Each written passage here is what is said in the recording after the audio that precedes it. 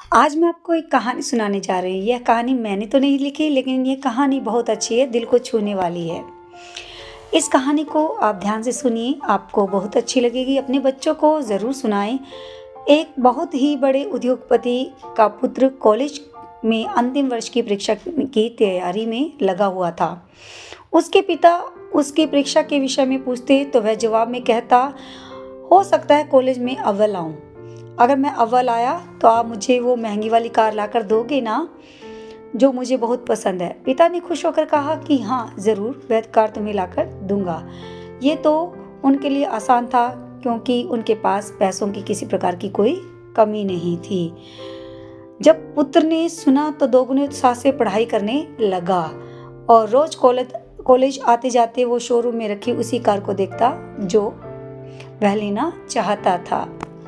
इस तरह समय बीतता गया और जैसे परीक्षा खत्म हुई और उसका परिणाम आया तो बेटा अव्वल आया। बेटे ने कॉलेज से ही पिता को यह सूचना दी कि वह अव्वल आया है और उसके लिए वही कार तैयार रखी जिसके लिए उन्होंने वादा किया था।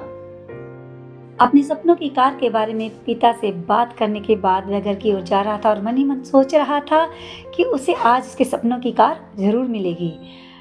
लेकिन जैसे ही घर पहुंचा, उनके घर के आंगन में कोई भी कार नहीं खड़ी थी। उसके पिता ने देखकर उसे सहर्ष गले लगाया और उसे परीक्षा में अव्वल आने के लिए बधाई दी। बधाई देते हुए उसके हाथ में एक लिफाफा पकड़ाया। बेटे ने अनमने होकर उस लिफाफे को अपने कमरे में ले गया और अपने पिता को कोसते हुए उस लिफाफे को खोलने लगा। देखा कि उसमें एक सुनहरे कागज में रामायण लिपटी हुई है। उस रामायण को उसने देखा और मन ही मन गुस्सा हो रहा था, लेकिन अपने गुस्से पर संयम रखते हुए उसने पिता को एक पत्र लिखा। उस पत्र में क्या लिखा? पुत्र ने पिता को संयमित होकर पत्र लिखा कि पिताजी, आपने मुझे मेरे जो सपनों की कार थी, वादे के अनुसार आपने मुझे नहीं दी, आपने रामायण दी। हो सकता है इसके पीछे आपका कोई अच्छा ही उद्देश्य रहा होगा, लेकिन मैं ये घर छोड़कर जा रहा हूँ। जब तक मैं बहुत पैसे कमा नहीं लूँगा तब तक मैं घर वापस नहीं आऊँगा। इस तरह पुत्र हमेशा के लिए अपने पिता का घर छोड़कर चला जाता है। एक लंबे अरसे के बाद पुत्र धनवान हो जाता है, क्योंकि वह होशियार था, पढ़ाई में अव्वल था और मेहनती तो शुरू से ही था। तो इस तरह काफ़ी धनवान होने के बाद वह शादी कर लेता है और उसके भी प्यारे प्यारे बच्चे हो जाते हैं। बीच बीच में उसे अपने पिता की याद आती रही, पर उसने अपने पिता को कभी भी फ़ोन नहीं किया और ना ही किसी प्रकार का कोई। पुत्र के मन में हमेशा रहता था कि पिता ने अपने वादे के अनुसार मुझे मेरा गिफ्ट नहीं दिया था, और वही उनके प्रति खींच थी और इसी खींच के कारण वह अपने पिता को कभी भी ना फ़ोन करता था ना पत्र लिखता था। लेकिन एक दिन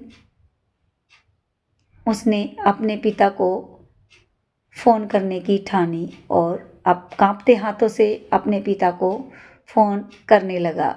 उधर से पिता के नौकर ने फ़ोन उठाया और कपकपाती आवाज़ में कहा कि मालिक तो 10 दिन पहले स्वर्ग सिधार चुके हैं और आपके लिए एक संदेश छोड़कर गए हैं कि आपका जब भी फ़ोन आए या कोई संदेश आए तो आपको कहें कि पिता का व्यापार संभाल लें और घर वापस आ जाओ।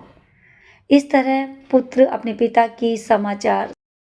पुत्र भारी मन से अपने घर जाता है और अपने पिता की फोटो के आगे वही रामायण को पाता है। उस रामायण को वह खोलता है और उसमें देखता है कि बेटा, मैं रामायण तुम्हें इसलिए दे रहा हूँ कि तुम हमेशा अच्छे संस्कारवान रहो और इस रामायण को पढ़ते रहो और संस्कारी रहो। और जैसे ही रामायण को वह पलटने लगता है, तभी एक लिफाफा नीचे गिरता है। उस लिफाफे को खोलता है तो देखता है कि उसके अंदर उस कार का भुगतान बिल था जो उसके पिता ने वादा किया था। उसके अंदर वह सुनहरी चाबी थी जो कार पिता उस समय उसके लिए लेकर आए थे। और जब पुत्र